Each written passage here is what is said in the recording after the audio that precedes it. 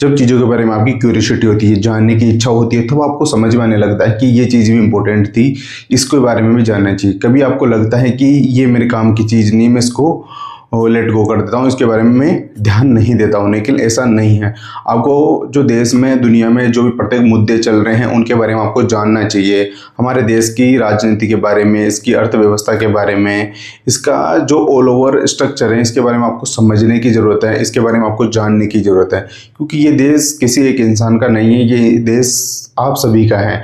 तो आप सभी को इस देश में क्या चल रहा है, दुनिया में क्या चल रहा है, और देश दुनिया में जो युद्ध होते हैं उनसे हमारे देश में क्या प्रभाव होते हैं, उनके बारे में आपको जानने की क्यूरियोसिटी होनी चाहिए।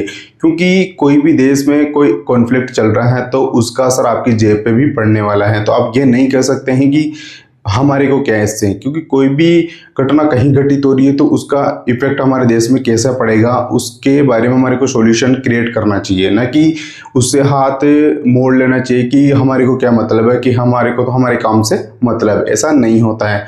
आपको सारी चीज़ों को समझने की ज़रूरत है, क्योंकि आप एक जागरूक नागरिक हो ना, तो आपको सारी चीज़ें के बारे में पता होना चाहिए। आपको समझना चाहिए कि ये मेरा देश है, इस देश का मैं एक हिस्सा हूँ, तो इसके बारे में मैं क्या सुझाव दे सकता हूँ, मेरी क्या राय हो सकती है, सरकार को कौन से स्टेप्स लेने चाहिए, उनके बारे में आप एक अपनी राय बनाइए। क्योंकि आप इस देश के युवा हैं, कल आप प्रधानमंत्री बन सकते हो, राष्ट्रपति बन सकते हो। तो आप ये नहीं सोचे कि हमारे को क्या है, ऐसी सोच नहीं रखनी है कि अभी युवाओं में ये देखा जाता है कि राजनीति से हमारे को दूर रहना है, देश दुनिया में क्या चल रहा है उससे हमारे को क्या है। ऐसा नहीं है। आपको इच्छा जागृत करनी होगी, समझना होगा कि चीज़ें हमारे देश में क्या प्रभाव डाल रही हैं, हमारे देश में क्या नुकसान है, क्या फ़ायदे हैं।